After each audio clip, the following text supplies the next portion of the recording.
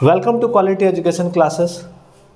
आज हम लोग एक इम्पॉर्टेंट टॉपिक जो कि कोलिजन स्टार्ट कर रहे हैं और कोलिजन से बराबर जे मेंस में क्वेश्चन आते हैं।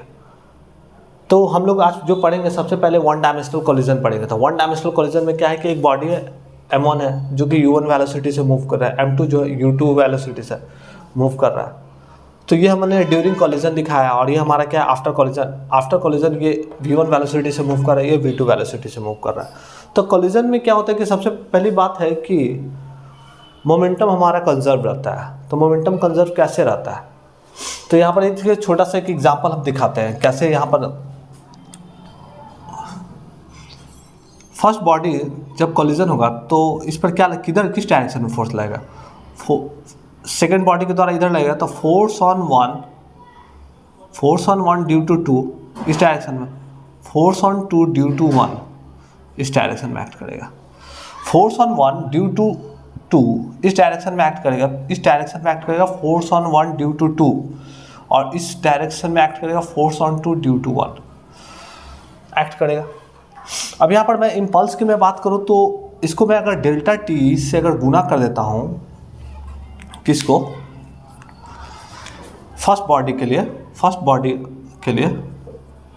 बॉडी जो मतलब m1 मास के लिए अगर मैं बात करूं, तो फर्स्ट बॉडी जो m1 मास है उसका अगर मैं इम्पल्स जब निकालना चाहूँगा तो क्या लिख सकता हूँ, F12 डेल्टा टी माइनस लिख दे रहा हूँ। क्यों माइनस लिख रहा हूँ यहाँ पर, क्यों माइनस लिख रहा हूँ, क्योंकि हम लोग अगर F21 डायरेक्शन को अगर पॉजिटिव मानते हैं तो F12 हमारा क्या हो जाएगा, नेगेटिव हो जाएगा। अगर इम्पल्स 2 अगर हम निकालेंगे तो क्या होगा, तो F21 डेल्टा 2। एक चीज़ और है कि अगर I1 I2 को अगर सम कर देते हैं, और I1 I2 हमारा किससे रिलेटेड है, आपको पता होना चाहिए कि इम्पल्स जो रिलेटेड होता है वो हमारा डेल्टा P1 से रिलेटेड है और ये डेल्टा P2 से रिलेटेड है। तो change in momentum of first body, तो डेल्टा P1 को हम लोग मैंने ऐसे लिख दिया। Change in momentum of second body ऐसे लिख दिया, delta P2 equal to I2 F21 delta T लिख सकते हैं। तो अगर मैं I1 प्लस I2 करूँगा तो वैल्यू हमारा 0 आ जाएगा। इसका मतलब अगर मैं delta P1 plus delta P2 कर दूंगा तो इसका भी वैल्यू हमारा क्या आ जाएगा, 0 आ गया।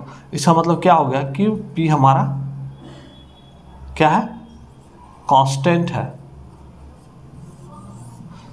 अगर कांस्टेंट है तभी तो उसका चेंज करने के बाद, अगर उसका सम करने के बाद उसका वैल्यू 0 आ जाता होगा। तो P हमारा कांस्टेंट है, उसका जो चेंज वैल्यूज होगा वो हमारा चेंज इन डेल्टा P हमारा क्या आ जाएगा, 0 आ जाएगा। तो मोमेंटम हमारा क्या है, तो P हमारा क्या हम बोल सकते हैं, कंजर्व्ड है। क्या है, कंजर्व्ड है। तो हम लोग कोलिजन में सबसे बड़ा इंपॉर्टेंट टॉपिक है कि कोलिजन में हम लोग लगाएंगे लीनियर मोमेंटम। लीनियर मोमेंटम जो होता है वो थ्रू आउट कंजर्व रहता है, चाहे कोलिजन किसी भी टाइप का हो। कोलिजन मेनली हम 3 टाइप के कोलिजन पढ़ेंगे, इलास्टिक कोलिजन और इन इलास्टिक कोलिजन और कम्प्लीटली इन इलास्टिक कोलिजन। तो आपको देखिए अगर इलास्टिक कोलिजन है, मान लीजिए आप देखते हैं, मान लीजिए ये बॉडी है, दूसरा बॉडी ये है। अगर ये बॉडी मूव कर रहा है कुछ सर्टेन वेलोसिटी से, ये कुछ सर्टेन वेलोसिटी, तो आफ्टर कोलिजन ये कुछ अपने वेलोसिटी से मूव कर रहा है, ये कुछ अपने वेलोसिटी से मूव कर रहा है। लेकिन हमारा जो इनिशियल जो मोमेंटम था, सम ऑफ द इनिशियल मोमेंटम इस दोनों बॉडी का, सम ऑफ द फाइनल मोमेंटम इस दोनों बॉडी का, वो इक्वल है। इसका मतलब क्या हुआ कि मोमेंटम क्या है हमारा, कंजर्व है। मोमेंटम क्या है हमारा, कंजर्व है। दूसरी बात मैंने बात किया है इलास्टिक कोलिजन की, मैं बात करूँ मतलब इलास्टिक कोलिजन, ये ये U2 से मूव कर रहा है, ये U1 से मूव कर रहा है। आफ्टर कोलिजन ये ड्यूरिंग कोलिजन, ये आफ्टर कोलिजन ये V2 से मूव किया, ये V1 से मूव किया। तो हम लोग ने क्या किया कि sum of the momentum before collision equal to sum of the momentum after collision. तो हम लोग बोलेंगे मोमेंटम कंजर्व है, लीनियर मोमेंटम कंजर्व है। अभी क्या है कि मैं इसमें हमारा इलास्टिक कोलिजन में मोमेंटम कंजर्व रहता है, साथ साथ हमारा एनर्जी भी कंजर्व रहता है। तो एनर्जी मतलब कि काइनेटिक एनर्जी करके मैं बात कर रहा हूँ, काइनेटिक एनर्जी कंजर्व रहेंगे। क्या रहेंगे, काइनेटिक एनर्जी कंजर्व रहेंगे। तो मतलब sum of the initial kinetic energy, मान ली कि ये हमारा half m1 u1 square plus half m2 u2 square equal to after collision क्या था, half m1 v1 square plus half m2 v2 square. तो ये हमारा इलास्टिक कोलिजन में हमारा मोमेंटम भी कंजर्व है और काइनेटिक एनर्जी भी, सम ऑफ द काइनेटिक एनर्जी भी कंजर्व है। लेकिन कंप्लीटली इन इलास्टिक कोलिजन में क्या होता है कि एक बॉडी u1 वेलोसिटी से मूव कर रहा है, ये u2 से मूव कर रहा है, ये u1 से मूव कर रहा है, कोलिजन के बाद ये कॉमन वेलोसिटी से मूव करते हैं, तो इसको बोलते हैं कंप्लीटली इन इलास्टिक कोलिजन। तो कंप्लीटली इन इलास्टिक कोलिजन में हमारा मोमेंटम कंजर्व रहेगा before collision, sum of the momentum before collision equal to sum of the momentum after collision. ये हमारा मोमेंटम किसी भी तरह का कोलिजन हो वो कंजर्व रहेगा। अब इस इन इलास्टिक कोलिजन में हमारा क्या होता है, एनर्जी कंजर्व नहीं रहता है, कुछ पार्शियली एनर्जी लॉस होता है, ठीक है। अब मैं बोलता हूँ कि इन इलास्टिक कोलिजन, मैं अभी जो बताया कंप्लीटली इन इलास्टिक कोलिजन बताया, एक वेलोसिटी से समथिंग वेलोसिटी से मूव कर रहा है, दूसरा ये मान लो u2 से मूव कर रहा है, ये u1 से मूव टकराने के बाद एक कॉमन वेलोसिटी से मूव करता है, स्टिक कर जाता है बॉडी, तो इसको बोलते हैं completely inelastic collision.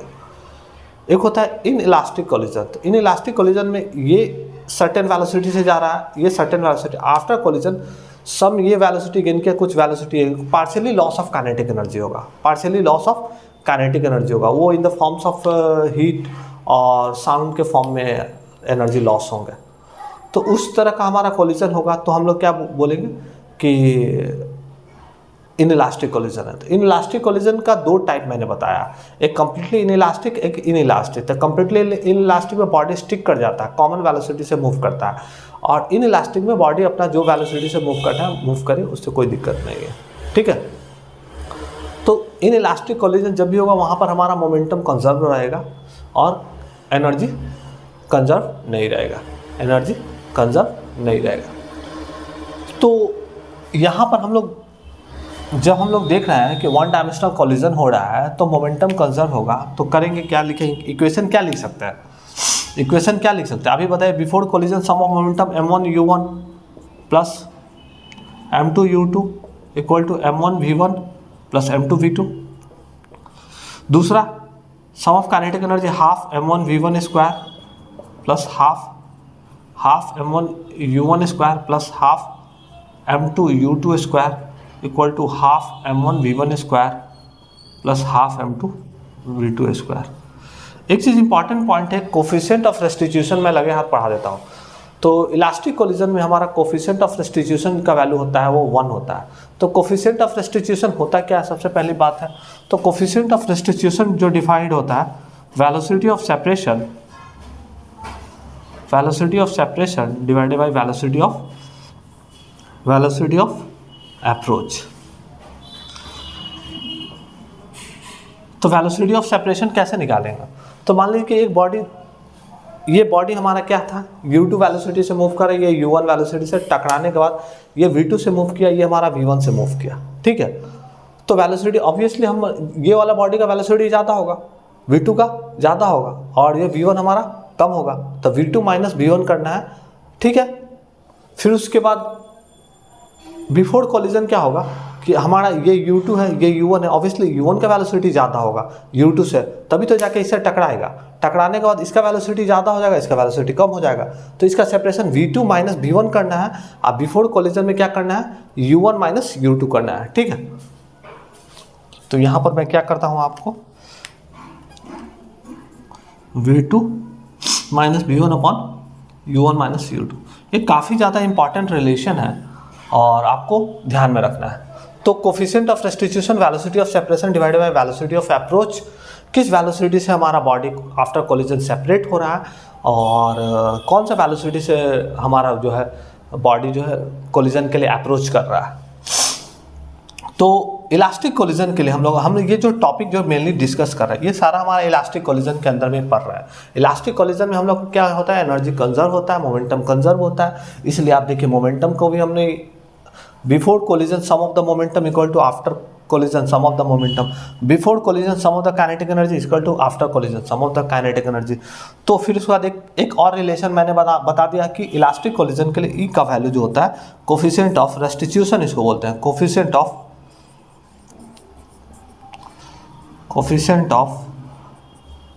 Restitution, ठीक है। तो ये हमारा मतलब इलास्टिक कोलिजन के बारे में हमारा इतना इन्फॉर्मेशन था काफ़ी ज़्यादा, क्योंकि प्रॉब्लम सॉल्विंग के दौरान ये इक्वेशन और ये इक्वेशन का बहुत ज़्यादा यूटिलाइज होता है। अभी देखिए इसी इक्वेशन को मैं अलग वे से अप्रोच करता हूँ। अगर इलास्टिक कोलिजन का हमारा अगर 2 डायमेंशनल हुआ तो क्या करेंगे, तो इसको मैं थोड़ा सा इरेज करता हूँ। ये तो मैं 1 डायमेंशनल केस में आपको लिख दिया।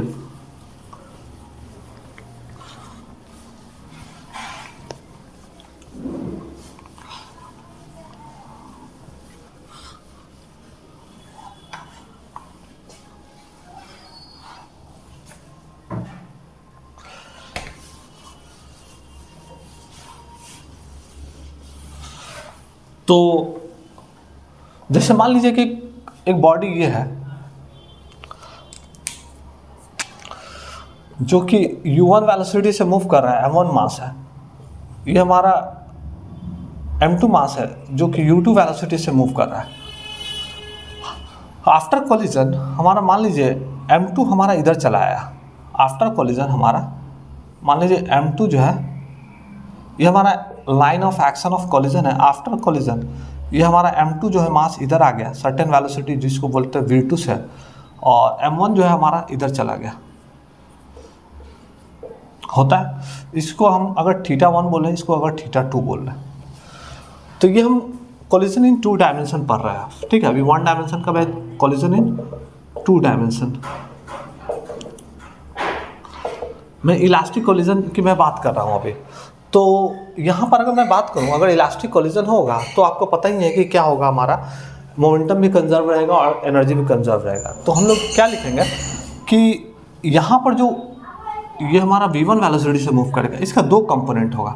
एक इस डायरेक्शन में जिसको हम बोले m1 v1 cos θ1, इसका एक कंपोनेंट इधर होगा जो कि m2 v2 cos θ2 होगा।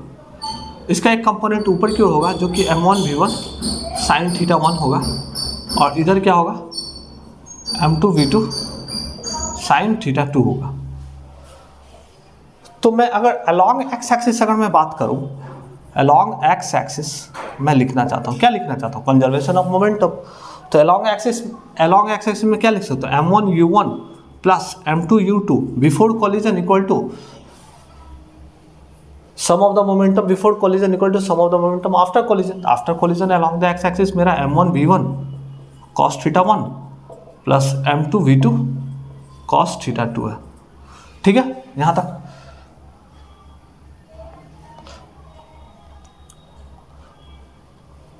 अब मतलब along y एक्सिस में अगर मैं मोमेंटम कंजर्व लगाऊंगा तो कैसे लगाऊंगा, along y एक्सिस लगाऊंगा तो कैसे, तो along y एक्सिस में हमारा इनिशियल कोई मोमेंटम ही नहीं है, तो y 0 लिख देंगे। 0 इक्वल टू y एक्सिस ऊपर वाले डायरेक्शन को हम पॉजिटिव मानते हैं, तो नीचे वाला डायरेक्शन नेगेटिव होगा, तो m1 v1 sin θ1 minus m2 v2 sin θ2। क्योंकि हम लोग कोलिजन में डायरेक्शन कंसीडर करते हैं, इसीलिए जब जैसा सिचुएशन होगा आप अलर्ट मोड में रहिएगा। तो अलॉन्ग y एक्सिस में हम लोगों ने क्या किया कर दिया, कंजर्वेशन ऑफ मोमेंटम लगा दिया। ठीक है, उसी तरह से मान लीजिए कंजर्वेशन ऑफ एनर्जी लगाना होगा तो क्या लगा सकते हैं, अगर इलास्टिक कोलिजन होगा तो कुछ नहीं करना है, तो along x axis half m1 u1 square plus half m2 u2 square, half m1 v1 square cos square θ1 plus half m2 v2 का cos θ2 का होल स्क्वायर। तो क्योंकि v1 हमारा जो है m1 v1 है, तो वो हम उसका कंपोनेंट हमारा m1 v1 cos θ1 हो गया। तो इसके लॉन्ग में हमारा वेलोसिटी हमारा जो है वो क्या है, v1 cos θ1 है, और उसके लॉन्ग जो है हमारा v2 cos θ2 है। तो जब भी हमारा 2 डायमेंशनल कोलिजन होता है तो हम लोग इस तरह से कंजर्वेशन ऑफ मोमेंटम हम लोग लगाते हैं और प्रॉब्लम को सॉल्व करते हैं।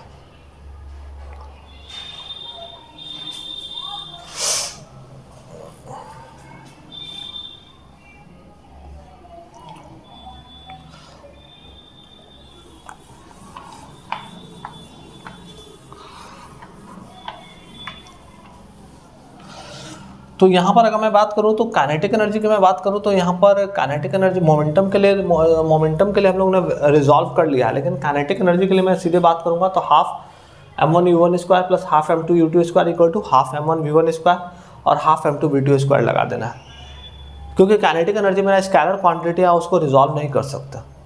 क्या उसको रिजॉल्व नहीं कर सकते। तो मोमेंटम हमारा वेक्टर क्वांटिटी, इसलिए उसको रिजॉल्व करके along X axis and Y axis लिख दिया। Understood what I am saying.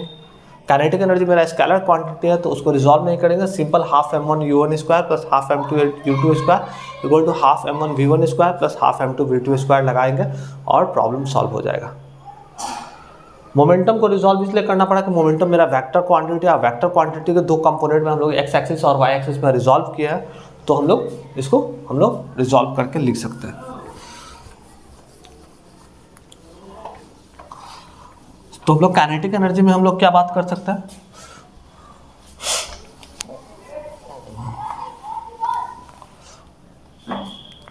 Kinetic energy के लिए हम लोग क्या लिख सकते हैं, बोलिए। हाफ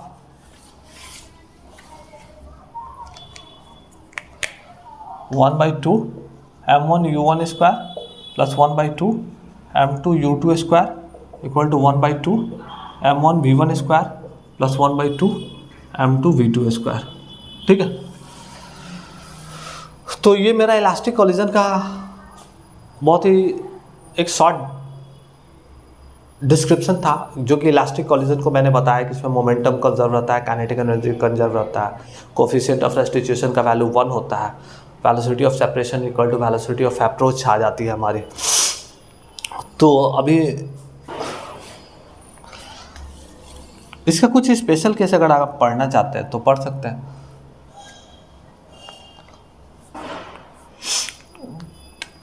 जैसे मैं बात करूं स्पेशल केस,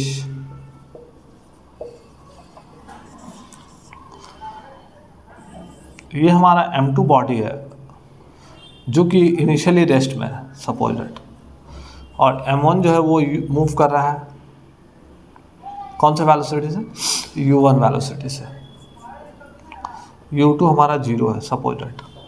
तो आफ्टर कोलिजन क्या होगा हमारा,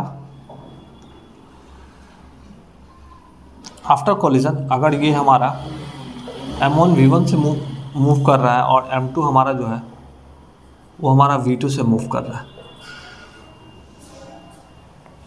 तो हम लोग लिख सकते हैं कंजर्वेशन ऑफ मोमेंटम लगाएंगे तो m1 u1 plus m2 u2 equal to m1 v1 plus m2 v2। तो यहाँ पर हमारा ये इनिशियल ये रेस्ट में, तो ये वाला पार्ट खत्म हो जाएगा, m1 u1 equal to m1 v1 plus m2 v2। Coefficient of restitution में भी जस्ट पढ़ाया था, E equal to v2 minus v1 upon u1 minus u2। तो यहाँ पर u2 पार्ट हमारा 0 है, तो यहाँ से हम लोग लिख सकते हैं coefficient of restitution 1 equal to v2 minus v1 upon क्या लिख सकते हैं u1। यहाँ से आप लोग क्या निकाल सकते हैं v2 minus v1 equal to u1, और v2 का वैल्यू हम लोग क्या लिख सकते हैं u1 प्लस v1 लिख सकते हैं। अब v2 का वैल्यू जो है आप ऊपर पुट कर दीजिए, v2 का वैल्यू आप ऊपर पुट कर दीजिए इस इक्वेशन में। तो इस इक्वेशन में जब पुट कर दिया जाए तो क्या आ जाएगा, m1 u1 equal to m1 v1 plus m2 v2 के जब u1 प्लस v1 पुट कर दीजिए, तो m1 u1 equal to m1 v1 plus m2 u1 plus m2 v1। हम यहाँ से v1 को इसको इधर लेके आ जाते हैं, तो हम लोग क्या लिख सकते हैं m1 u1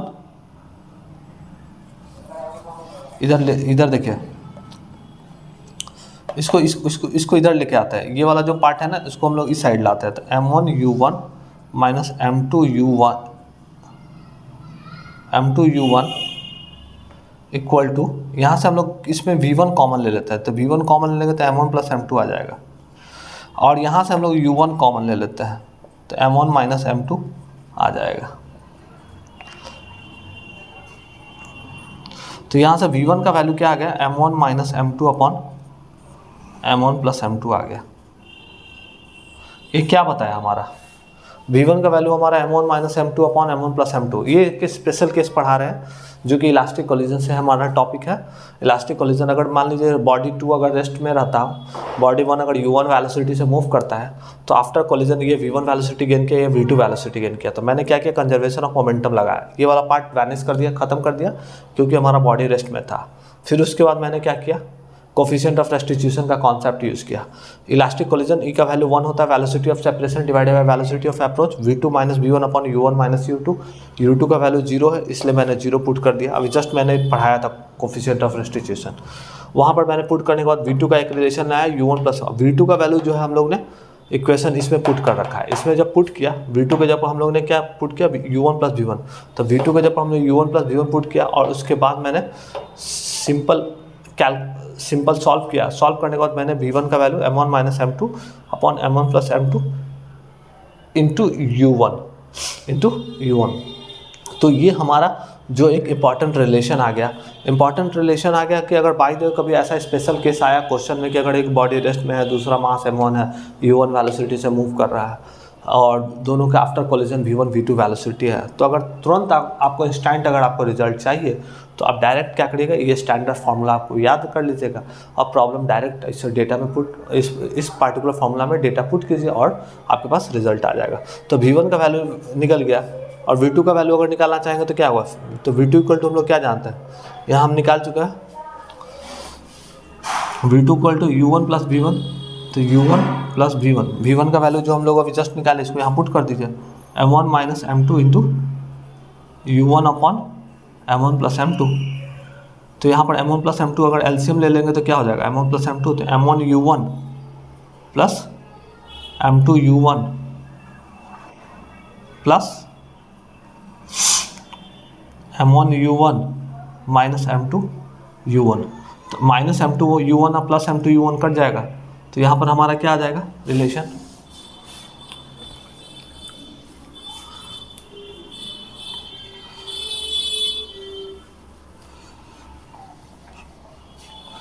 आप लोग नोट कर लीजिएगा।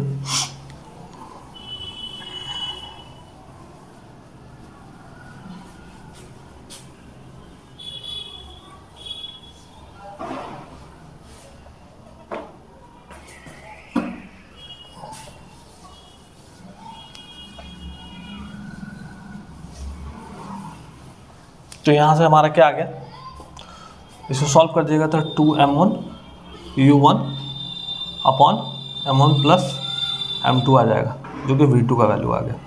तो हम लोग अभी तक क्या क्या सीखे, हम लोगों ने अभी तक क्या क्या सीखा, स्पेशल केस में हम लोग समझा v1 इक्वल टू हम लोग निकाला, क्या निकाला, m1 minus m2 into u1 upon m1 plus m2। और हम लोगों ने v2 क्या निकाला, 2m1 u1 upon m1 plus m2।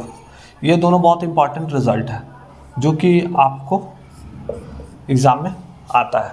इसी का मैं स्पेशल केस, अभी मैं स्पेशल केस पढ़ा रहा था। अब यहाँ पर स्पेशल केस में क्या हम लोगों ने समझा कि जो हमारा जो 2 नंबर बॉडी है वो रेस्ट में है, क्या है रेस्ट में। हमने उसका वेलोसिटी को 0 किया, सेकंड नंबर बॉडी को रेस्ट में डाला, फर्स्ट बॉडी को कोलाइड किया, कोलाइड करने के बाद वो सर्टेन वेलोसिटी से गेन किया और गेन करने के बाद उसका v1 और v2 का वैल्यू आया। सपोज दैट इफ़, नोट करके आप लिखिए, नोट इफ़ अगर मान लीजिए जो सेकंड बॉडी वो काफ़ी ज़्यादा हैवी है फर्स्ट बॉडी से, तो क्या होगा, हमारा सिचुएशन क्या आएगा, तो हम लोग के v1 और v2 पर क्या इम्पैक्ट पड़ेगा। ये v1 और v2 जो है वो हमने उन्हें एक स्पेशल केस निकाला। कौन सा केस, जो हमारा एक बॉडी m2 बॉडी रेस्ट में है, m1 बॉडी मूव कर रहा है, कोलिजन करने के बाद सर्टेन वेलोसिटी से गेन किया, तो हम लोग ने एक जनरलाइज फॉर्मेट निकाल लिया। लेकिन अब इसमें मैं स्पेशलाइज कर रहा हूँ कि अगर m2 का मास अगर बहुत ज़्यादा हुआ, जो बॉडी रेस्ट में था वो अगर बहुत हैवली बॉडी हुआ, तो क्या हमारा v1 और v2 पर क्या इफेक्ट आएगा। तो यहाँ पर आप देखिए मैं निकालता हूँ v1 इक्वल टू, इसको मैं थोड़ा सा हल्का इलेबरेट कर रहा हूँ। इसमें हम क्या कर रहे हैं, m1 बाई m2 से हम ऊपर नीचे डिवाइड कर दे रहे हैं, डिवाइड कर देंगे, इसको ऐसे हम लोग लिख सकते हैं ना,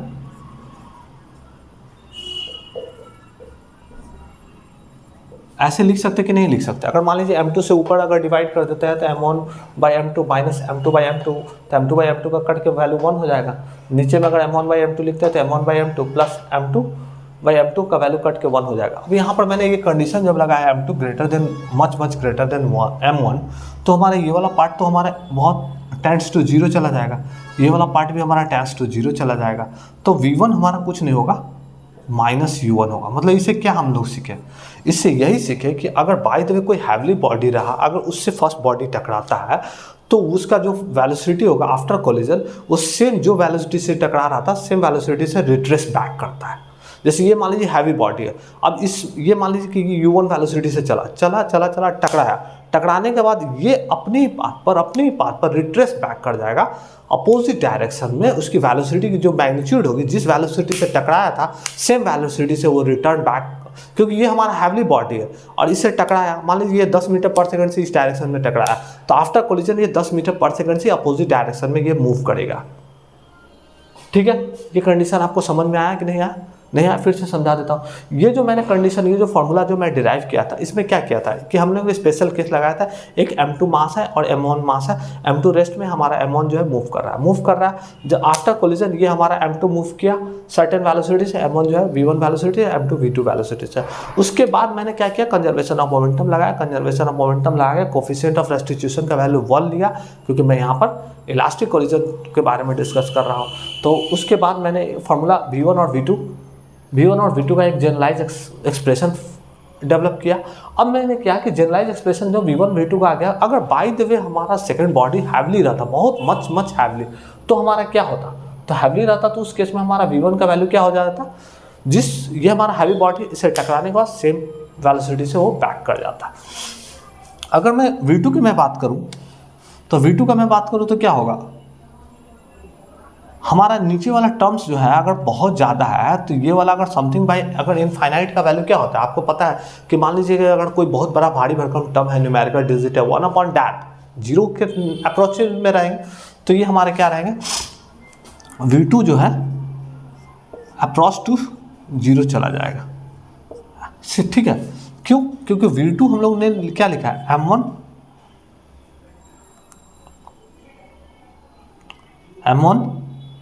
U1/2 upon M1 plus M2। चूँकि M2 बहुत ज़्यादा बड़ा है, अगर कोई ज़्यादा टर्म्स है, एक बहुत बड़े हैवी टर्म्स है, अगर छोटे टर्म्स को अगर ऐड करते हो तो हैवी टर्म ही रहेगा, बड़ा ही टर्म रहेगा, और 1 अपॉन समथिंग बिग टर्म्स क्या हो जाएगा, अप्रॉक्स टू 0 हो जाएगा। तो इसका मतलब क्या हुआ, जो हमारा सेकेंड नंबर जो बॉडी है, जो हैवली बॉडी है, आफ्टर कोलिजन वो हमारा मूव नहीं करेगा।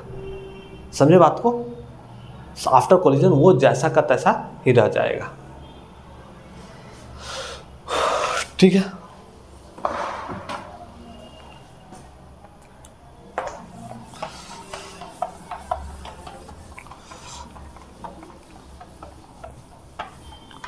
अभी मैं पढ़ने जा रहा हूं in elastic collision.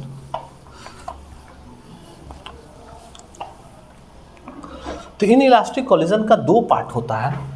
In elastic collision का दो पार्ट होता है, एक कंप्लीटली इन इलास्टिक कोलिजन होता है, एक इन इलास्टिक कोलिजन होता है।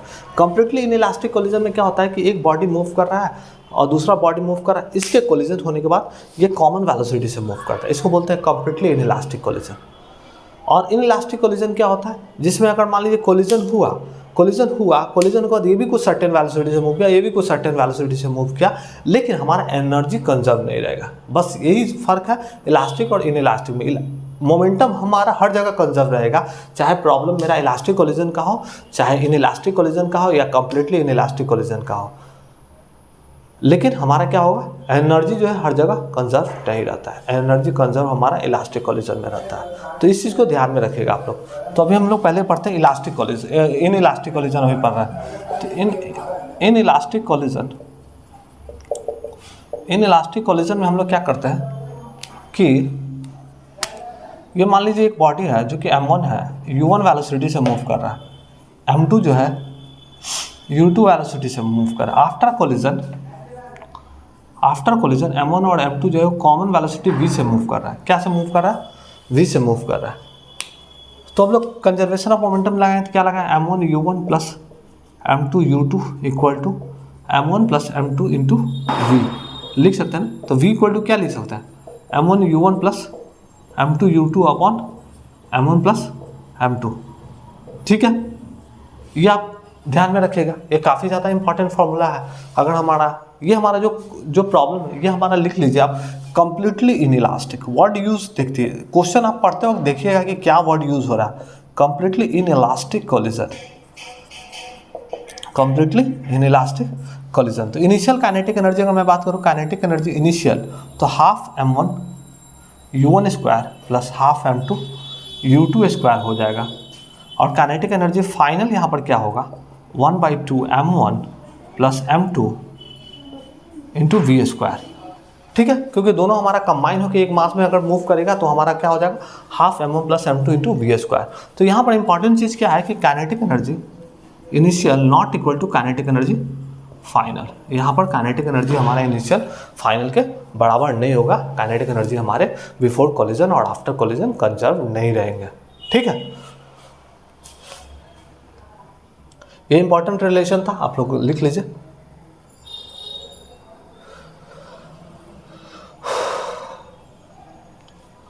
दूसरा बात है कि इनइलास्टिक कोलिजन का ही मैं बात कर रहा हूँ अभी। ये कंप्लीटली इनइलास्टिक का डिस्कशन हो गया। बहुत बार ऐसा होता है कि जैसे कोई गाड़ी है, बाइक चल रहा है और पीछे से कार है।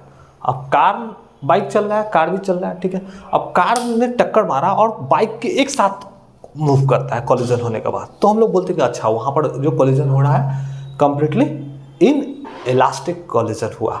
जब बहुत बार ऐसा होता है, ट्रक है, कार आगे मूव कर रहा है, ट्रक है। बहुत बार ऐसा होता है कि कोलिजन हुआ, ट्रक ने कार को टक्कर मारा और मारने के बाद कार और ट्रक एक कॉमन वेलोसिटी से मूव कर रहा है कोलिजन के बाद, तो वो क्या होगा हमारा, बहुत बार होता है गाड़ी जो है वो ट्रक के साथ फंस जाता है कोलिजन के दौरान, तो उस तरह के कोलिजन को हम लोग बोलेंगे कंप्लीटली इनइलास्टिक कोलिजन हुआ। बहुत बार ऐसा होता है कि मान लीजिए आप, एक ट्रक था, कार को टक्कर मारा, तो मारने के बाद कुछ स्पीड ट्रक का डाउन हुआ, कार का स्पीड कुछ गेन हुआ, तो उस केस के कोलिजन को जिस समय हमारा हो रहा होगा तो हम लोग बोलेंगे इसको इनइलास्टिक कोलिजन। बस शर्त यह होगी कि ड्यूरिंग कोलिजन हमारा एनर्जी जो है वो लॉस होगा, एनर्जी लॉस होगा, मतलब कि इन the forms of heat, sound के फॉर्म में एनर्जी हमारा लॉस हुआ।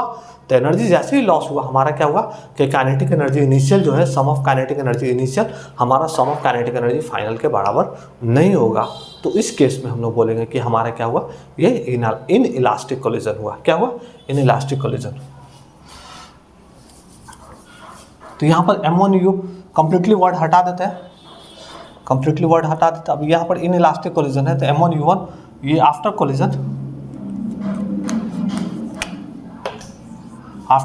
ये मान लीजिए V1 वेलोसिटी से, ये मान लीजिए V2 वेलोसिटी से। तो कंजर्वेशन ऑफ मोमेंटम आराम से लगा सकते हैं, M1U1 plus M2U2 equal to M1V1 plus M2V2।